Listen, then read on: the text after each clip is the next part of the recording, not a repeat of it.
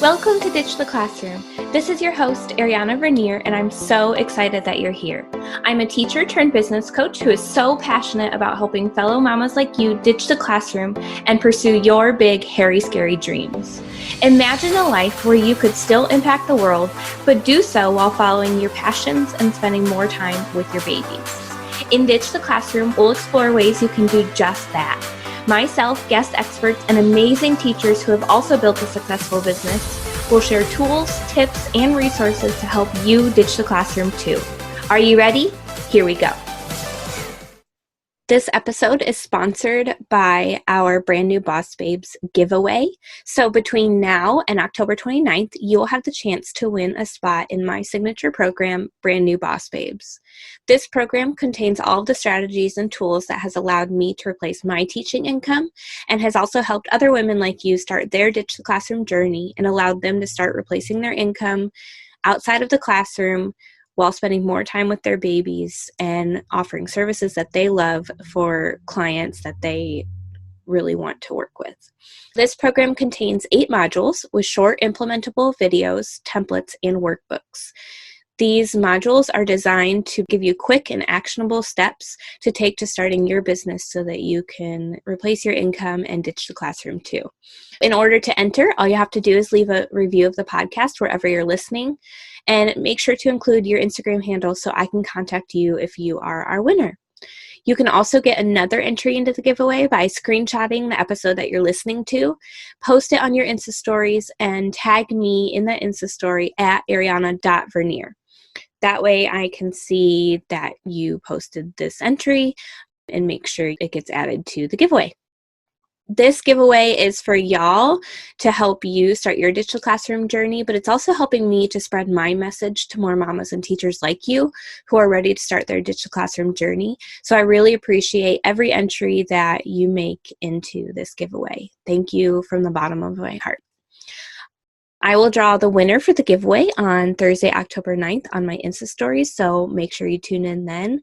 And again, thank you so much.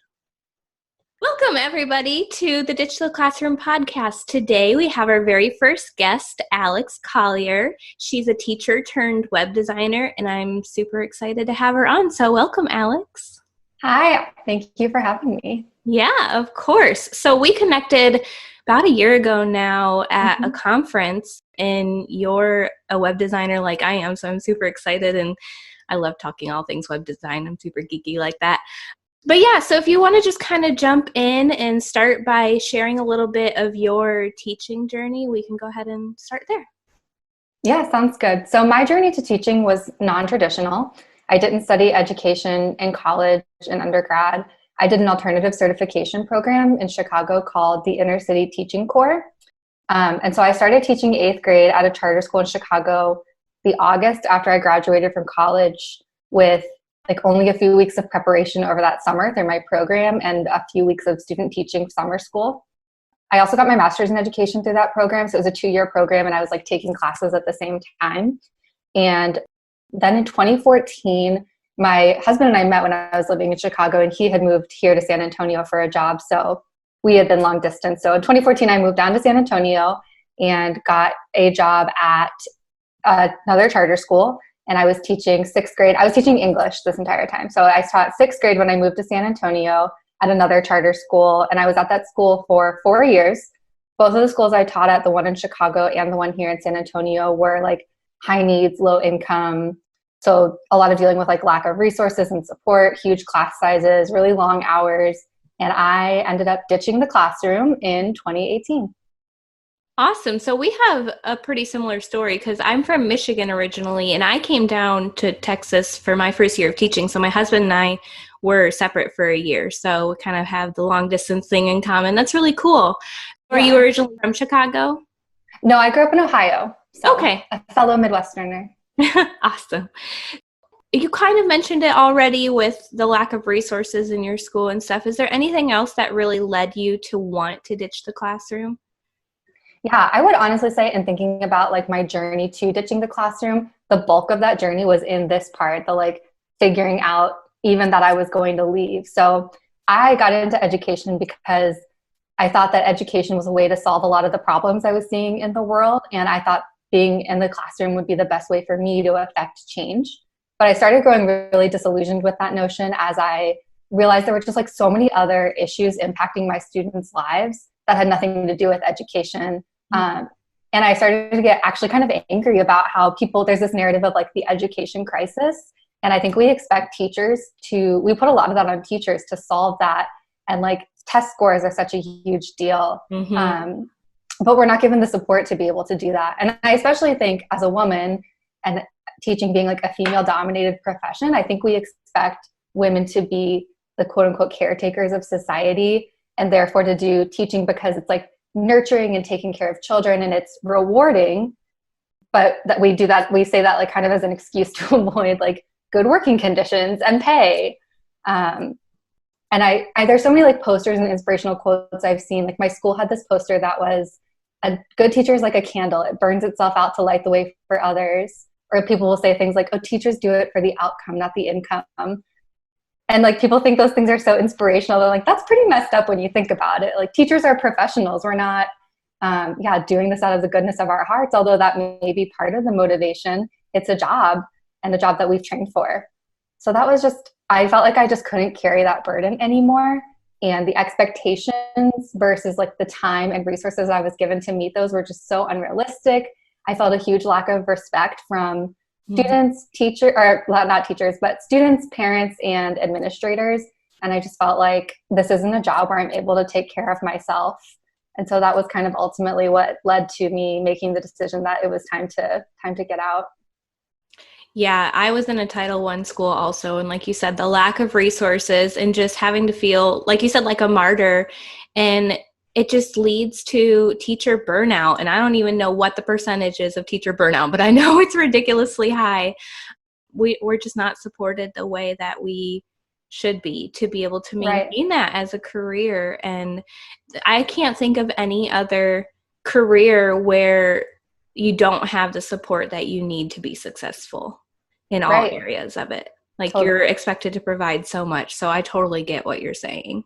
Yeah. And I feel like now when I talk to people about my background in teaching, a lot of people make comments like, oh yeah, teachers are so underpaid, or like they just assume that the reason I left is the pay.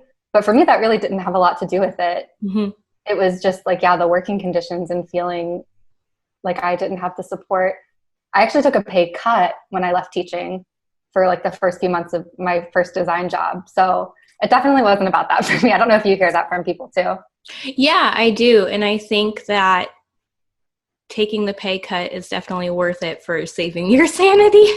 Yeah. My last year in the classroom, I was like, they could triple my salary. They could be like, come back next year and we'll triple your salary. And I would still say no. I agree. Totally.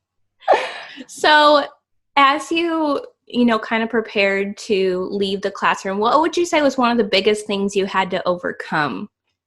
I think first was actually like coming to terms with my decision to leave. I think I went back and forth on it a ton. And it was a matter of like actually deciding I was going to do that, and also figuring out like what would I do next. So I think when I was kind of like, maybe I'll leave, I started looking into education related jobs. So I was looking at museum educator positions, things like that. And I just like wasn't really getting a lot of interviews or anything. I mean, probably because every other teacher had the same idea I did. So it's actually a funny story. So we had a career day at my school, and I guess this was in like my third to last year teaching. So this wasn't even like my last couple years. And I had a designer presenting in my classroom, and the students were like rotating through. So I heard this presentation about this designer's career like 4 times. And the whole time I was just thinking like, I so wish I could just trade places with him. Like that sounds so interesting. And I feel like I would love that. And I'm here watching the presentation rather than giving it. And so I think that was kind of a push to start looking into design more, because it kind of has been always something I've been interested in.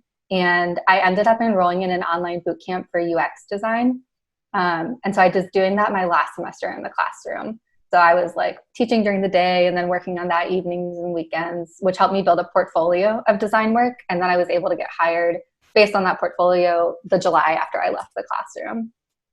That's really cool. God just has a way of placing the people we need in our life. So the fact that you had that presenter in your classroom talking about design, like that was just Mm-hmm. God nudging you in that direction. So It that's was, super, yeah, super cool. so fortuitous. I also think that with leaving teaching, I think there's just so much guilt Yeah, because it is like you do love the kids and like it is rewarding. I feel like I'm so negative about it now because I'm just, have like a righteous anger about it. But there were so many times I thought like, I love this and I want to keep doing this. Um, and so I think that overcoming that guilt took a really long time and I was in denial about wanting to leave. So I could see that being a huge reason people stay longer than they ultimately really want to. Yeah, I feel you because I've told my husband and family members multiple times if it was just the kids, if all my job was to teach the kids, I'd probably still be there. But it's all the extra, for lack of a better word, bullshit that teachers have to deal with Mm-hmm. that I'm just like, no, this is not how I want to live my life the rest of my working years. So yeah, Yeah. I I totally agree. So what would you say, are there any resources? You mentioned the course that you took for the UX Mm-hmm. design. Are there any other resources that really helped you kind of take the leap out of teaching? I think it was really just doing a lot of like Googling and like reading articles about like once I had kind of landed on design, I mean, there's a lot of things under the umbrella of design. Mm-hmm. And so reading about like what jobs were growing as far as like hiring people and what skills were needed, what hiring managers were looking for. So that was kind of how I came to the conclusion that what I really needed was a portfolio. And I knew that I was not like with the pressures of teaching, I was not going to be able to do that on my own without someone holding me accountable. Mm-hmm. So my program had like a mentor that I worked with and deadlines and stuff to hold me accountable. It was an investment. It was like $6,000 to take that boot camp. It was like it ended up being like 8 months from when I started to when I completed the whole thing. Cause I actually got hired at my job before I had technically finished the program, which was great. So that was scary to like make that investment, but I just knew it would be worth it because I knew that was going to be like my foot in the door to that profession. Yeah, so I love how you mentioned that you spent a lot of time Googling. I always say that Google's my best friend. That's how I taught myself how to design websites, just Yeah. YouTube tutorials. And, you just have to have the willpower to figure it out. You don't have to have the skills right off the bat. You can develop them as you go. Right. Which I think is such a thing with teaching too, is like part of being a teacher is accepting, done is better than perfect, progress is better than perfection. Yeah. Like there's never going to be a day in your classroom where every child is like sitting attentive, like your lesson goes perfectly like the entire day. Like that just doesn't happen. And Yeah. it's just a matter of like getting things done and learning as you go. And I think it's the same in leaving the classroom and in entrepreneurship where yeah, I still don't know everything about designing websites. I definitely didn't when I started, but I started with what I knew and just have kind of learned as I've gone. Yeah, I totally agree. So, can you kind of walk us through what your average kind of workday looks like now? Yeah, well, it's kind of crazy right now. So I actually am still working full time at the company I started working at. I've had like some different positions with them, but I've been there now for I guess over 2 years. So that's what I'm doing 9 to 5 is working there. It's been nice because, well, not COVID isn't nice, but it has been nice that we've been working from home. I used to be going into the office. So since COVID, I've been working from home, which has given me like a little bit more flexibility. Like for example, right now we're talking over my lunch break. So it's nice that I can do calls over lunch or, check in on Instagram real quick, things like that, like Yeah. throughout the day that I maybe wouldn't be able to do if I were in an office. So most of my time for my business is evenings and weekends. I'm totally a night owl, so I have a lot of like late nights doing web design. And part of that too is part of why I left teaching when I did was I don't have kids yet.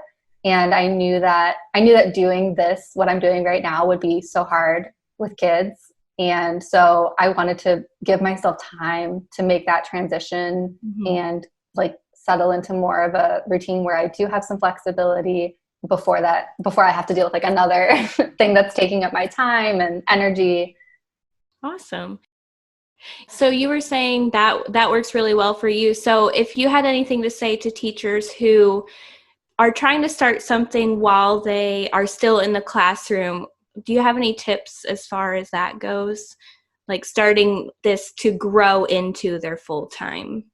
Yeah. So I didn't actually start my business until after I left the classroom. I started in January of 2019. So I guess about 6 months later. But I was doing my boot camp, which was, basically like the amount of time I spend now on my business, because it was a lot of hours. And I think it was a matter of that was what I was working on evenings and weekends. And I had to kind of, in a sense, like lean out of teaching where, my administrator, my coach would ask for like a stack of papers that I was just like, this is clearly just to check off some box or something. So I just like didn't grade as many papers as I normally did, and like didn't take stuff home, and didn't really honestly try as hard on my lesson plans. Like I got the stuff done, and I still obviously wanted to do right by my students. But a lot of the, kind of how you're talking about, like a lot of the bullshit, that's just like that we as teachers know like isn't really what kids necessarily need. I think just letting yourself kind of slide on a lot of that because like you have something else you're working towards. Yeah, I think that's a good idea. Just do what's needed for the kids and focus on yourself so you can get out of there if that's really your goal. I think that's awesome. If someone wanted to start their ditch the classroom journey, but they just felt too overwhelmed, what would you tell them? Well, I would tell them that I totally get it. I've been exactly where you are now, and teaching is becomes such a part of your identity. I think more than other jobs, that it's really, really hard to let that go and to imagine what your life would be like after that. Like after I left teaching, when I would meet someone new, it felt so weird to not say I'm a teacher because, I mean, of course I was used to that because I had been doing it for 6 years, but also it just felt like part of who I am. It's like an identity crisis.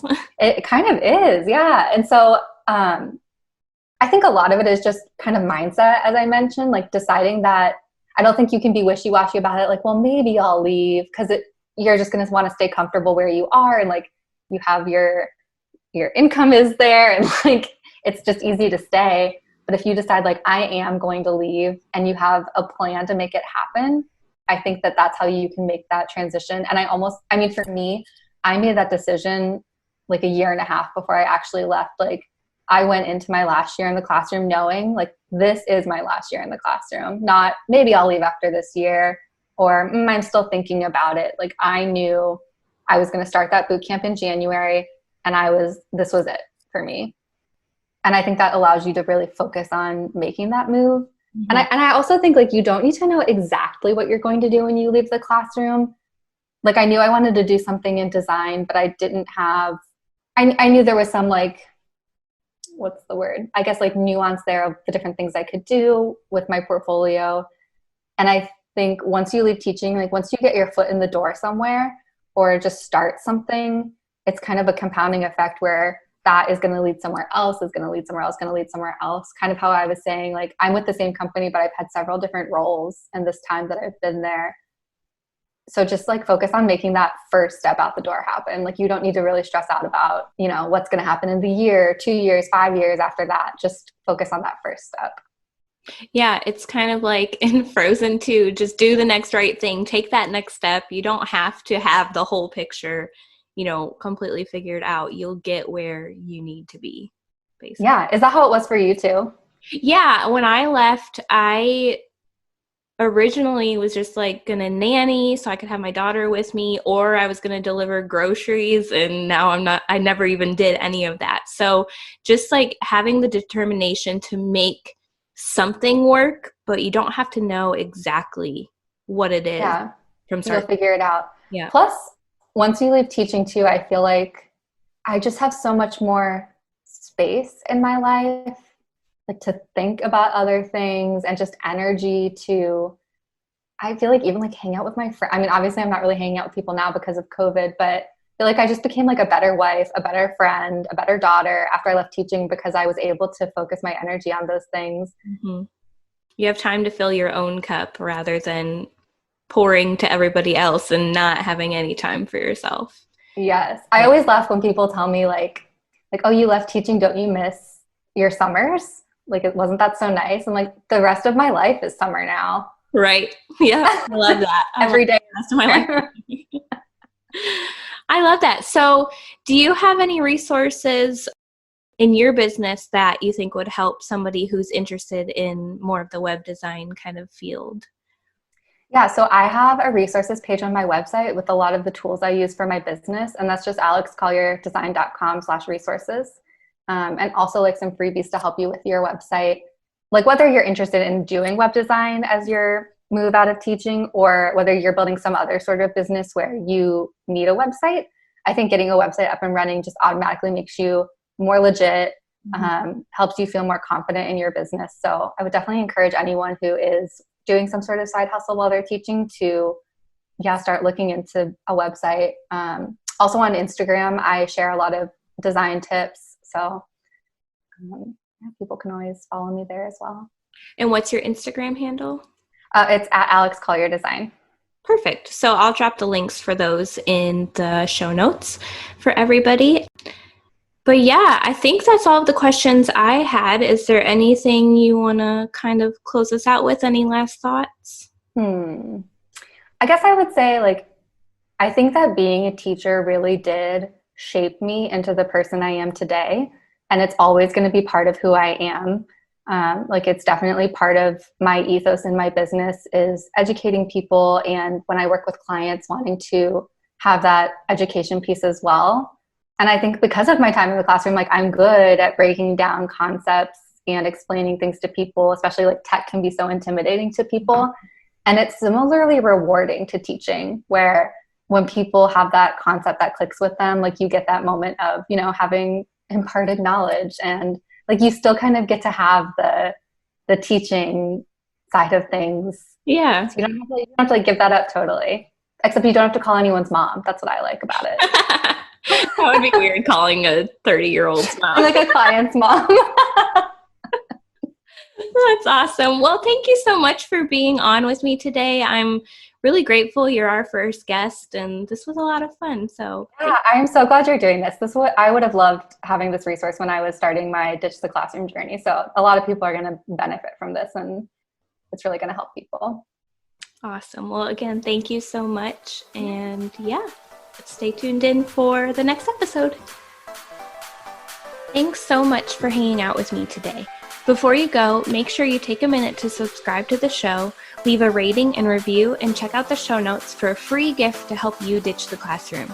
If you loved today's episode, can you help me share the message by taking a screenshot, tagging me on Instagram at ariana.vernier, and sharing it with your friends so we can help more mamas ditch the classroom and follow their dreams.